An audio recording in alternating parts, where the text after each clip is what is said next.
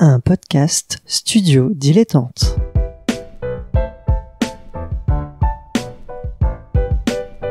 Donc ce que vous proposez comme d'habitude, c'est de la poudre de perlimpin. La République, c'est moi! Et je ne me laisserai jamais entraîner par un opportuniste dans cette voie-là. Allez, rangez vos mines boudeuses, rangez vos discours de rageux.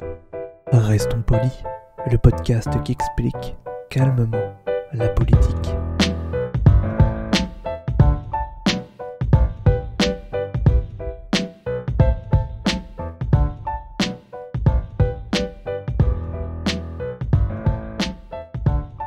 Bonjour à toutes et à tous, certains l'auront peut-être compris en entendant ma voix en tout premier, mais oui, cette semaine et la semaine suivante, Adrien n'est pas là et moi, Nemo, je suis tout seul pour animer Restons Polis. Alors c'est pas très grave, ça sera un petit peu un monologue pour ces 2 semaines, mais sachez quand même que Adrien et moi avons défini les sujets ensemble, mais qu'en revanche, le traitement m'en est réservé.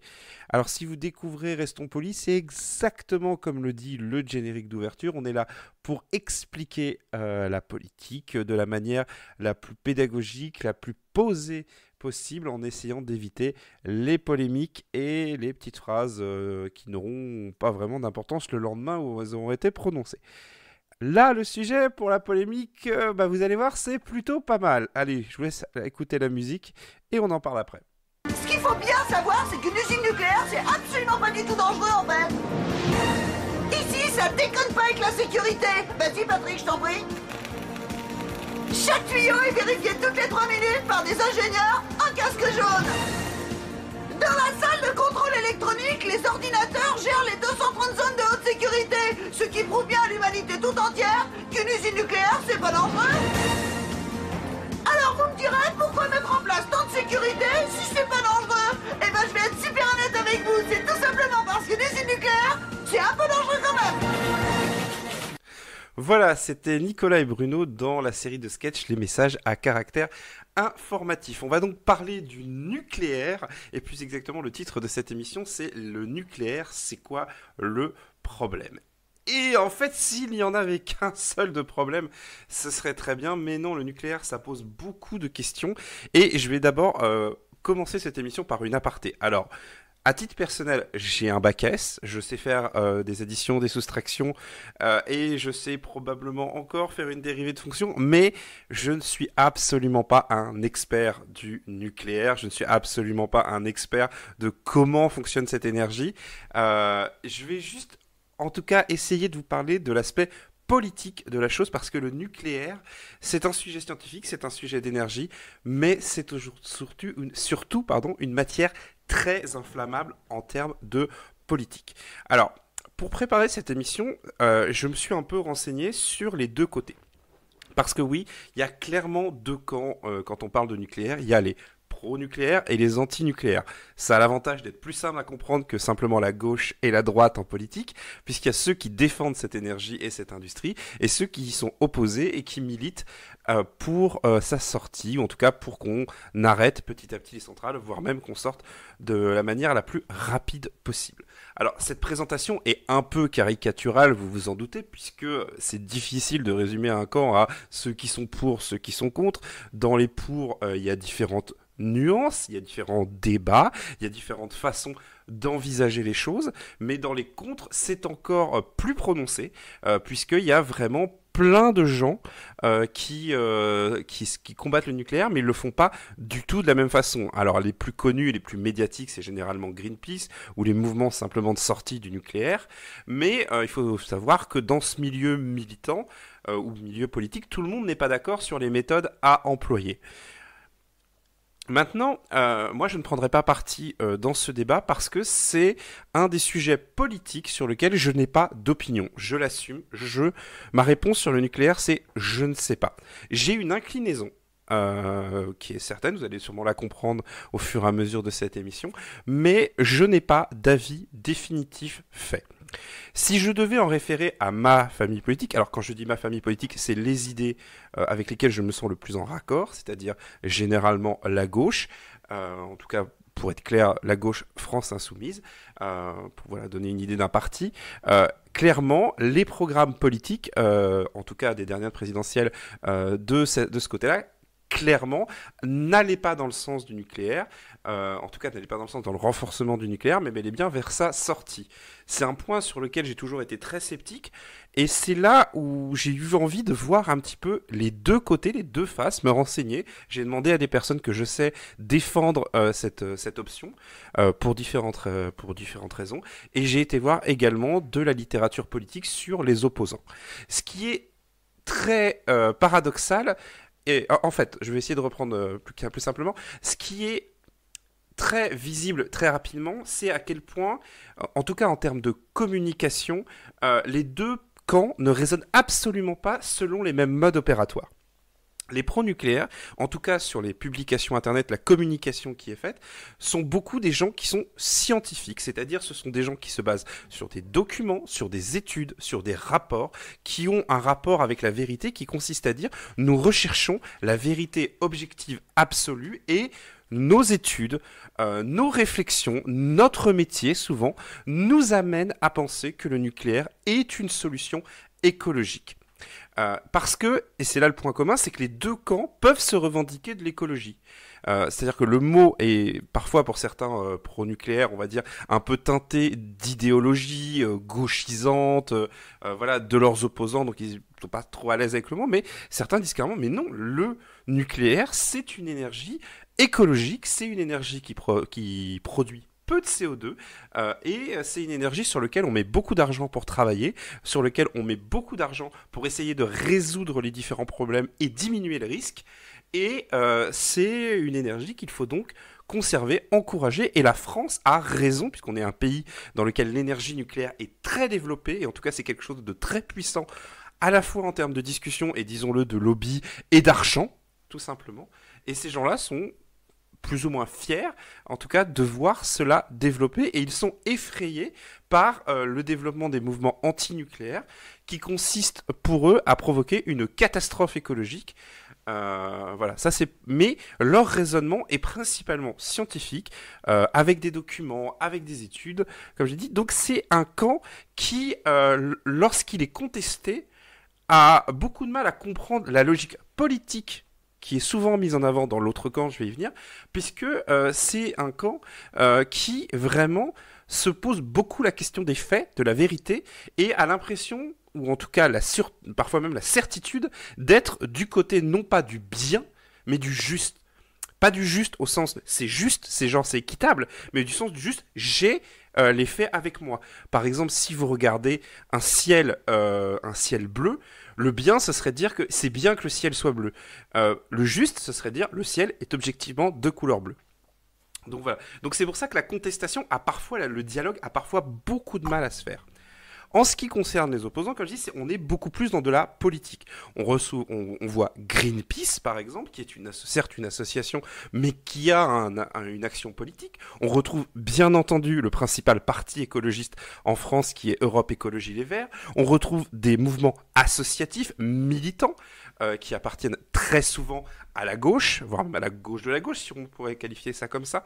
Et cette logique est différente. C'est-à-dire que on retrouve un peu l'idée qu'en politique, l'essentiel, c'est pas d'avoir raison, c'est pas d'avoir forcément les faits pour soi, c'est de convaincre. Alors, je ne dis pas que ces gens-là ne sont pas persuadés, comme l'autre camp, d'avoir une partie d'être juste dans leur analyse, mais on retrouve beaucoup moins cette comment dirais-je, pas cette obligation, mais cette volonté d'absolument mettre en avant des rapports, etc., des études, mais bel et bien, ils ont plus la volonté de convaincre, c'est-à-dire de vous dire, voilà, nos arguments, c'est ceci, ils mettent en avant des problématiques de futur, et évidemment, on pense tous aux accidents nucléaires, et l'argument de Fukushima ou d'Hiroshima revient très régulièrement, et il y a une espèce d'a priori chez ces gens-là, comme quoi la sortie du nucléaire n'est pas négociable. On retrouve ça, parce que j'ai visionné, notamment il y a eu des débats publics qui étaient organisés autour des énergies nucléaires, et ces débats n'ont pas pu avoir lieu parce que clairement, des personnes militantes venaient et déclamaient, disant, nous, on sait la sortie ou rien, on ne veut pas débattre de la sortie. Ce qui est totalement respectable, hein. D'ailleurs, si vous avez une opinion qui est que pour vous la sortie du nucléaire est un impératif, effectivement, il est beaucoup plus honnête de dire nous on veut la sortie et on ne veut pas débattre d'autre chose parce qu'au moins on sait d'où vous parlez et ces gens-là c'est très facile d'identifier d'où ils parlent et comment dire, et c'est totalement respectable en soi. Mais on n'est pas du tout sur la même logique. Ensuite, ça c'était pour une présentation des deux camps. J'espère vraiment pas avoir dit de bêtises. N'hésitez pas à le signaler via le Twitter notamment, parce que j'essaye. Vous voyez, j'ai consulté vraiment les deux camps.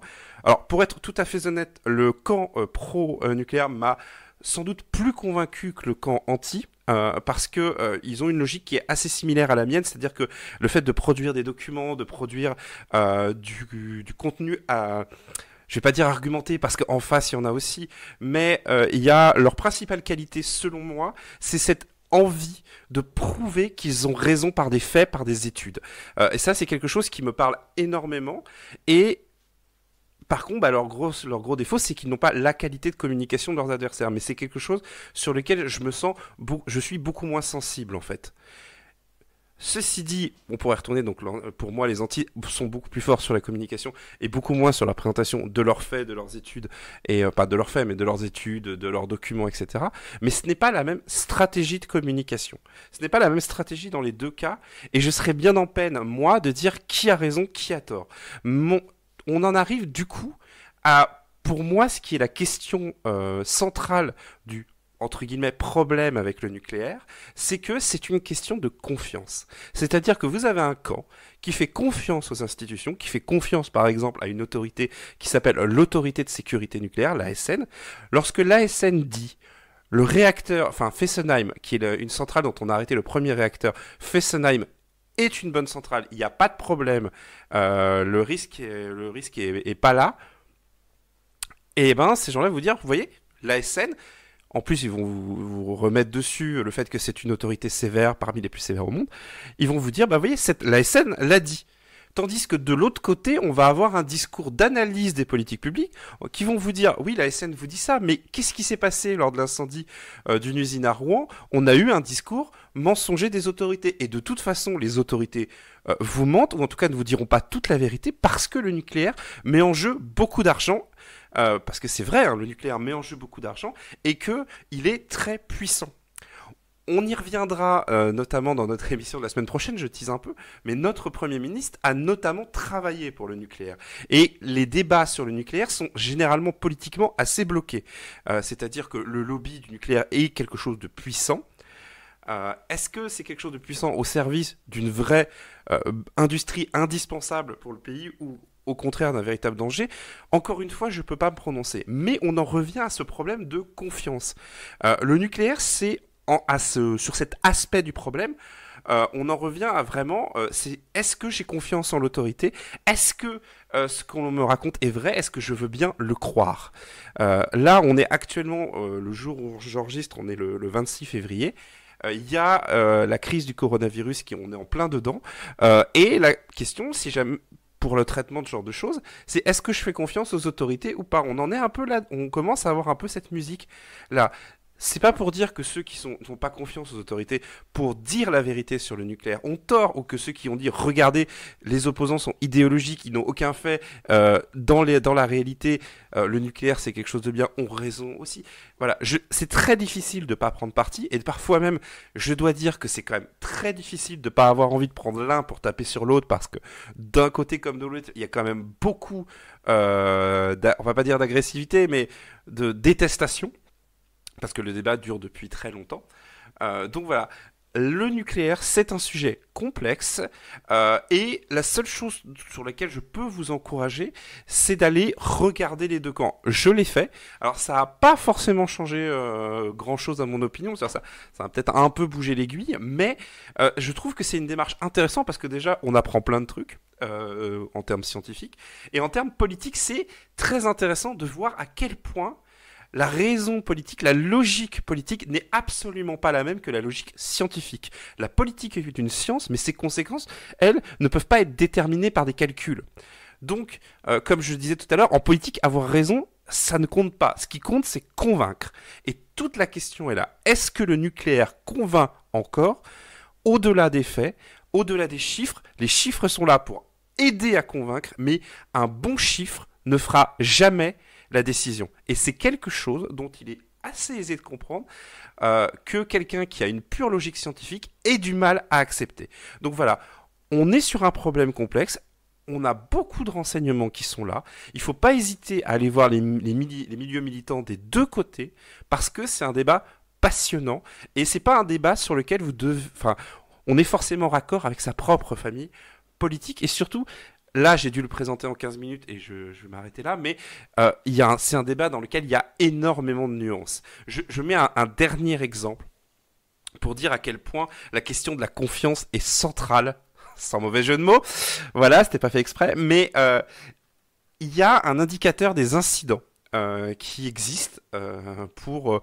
en gros, les centrales rapportent les incidents qui arrivent avec un niveau de gravité qui va de 1 à 7. Spoiler, vous voulez pas qu'on atteigne 7, grosso modo. Et ceux qui défendent le nucléaire disent, regardez les compteurs d'incidents. Il y en a certains, ils sont pris en charge, vraiment, et vous voyez, le chiffre est pas très élevé. Donc, il y a quand même... Le risque est mis sous et le risque est contrôlé. Et de l'autre côté, ils vont vous dire, oui, mais est-ce que tous les incidents sont déclarés ? Est-ce que, à la place de parler de risque, parce que le risque est maîtrisable, on pourrait pas parler de danger, vu ce qu'on est en train de mettre en place ? Est-ce que, par exemple, la gestion des déchets, est-ce que c'est pas vraiment un danger actuellement, plutôt que un risque, comme on vous en parle ? Et est-ce que, dans ces chiffres, dans ces analyses d'incidents ou de risques, on prend en compte les travailleurs ? Parce que il y a la réalité sociale également. Il y a les gens qui travaillent dans le nucléaire pour l'industrie, mais il y a également toute la sous-traitance, les petites mains. Est-ce que ces gens-là sont pas en danger et on le sait pas ? Ou alors est-ce que non, c'est pas possible, c'est tellement sécurisé que voilà, donc c'est vraiment des tas de questions qui arrivent en jeu, et la clarté est arriver à avoir quelque chose de clair est vraiment difficile. Je pense qu'on y reviendra dans cette émission. Je ne veux pas parler au nom d'Adrien, et là, encore une fois, je parle vraiment comme mon nom sur ce que j'ai fait, mais je pense qu'on pourra y revenir, et peut-être avec Adrien avoir une discussion plutôt que ce monologue. Voilà, en tout cas, j'espère que ça vous a plu, et que ça vous aura donné des pistes de réflexion. J'espère avoir pas trop dit de bêtises, parce que quand je suis un peu en roue libre comme ça, c'est un petit peu complexe. Mais en tout cas, on se retrouve la semaine prochaine pour un nouveau Restons Polis. Et j'ai pas de citation de la semaine parce que je m'appelle pas Adrien, que je fais pas bien mon travail. Du coup, je reprendrai celle-ci en politique. Avoir raison n'est rien convaincre et tout. Voilà, à la semaine prochaine.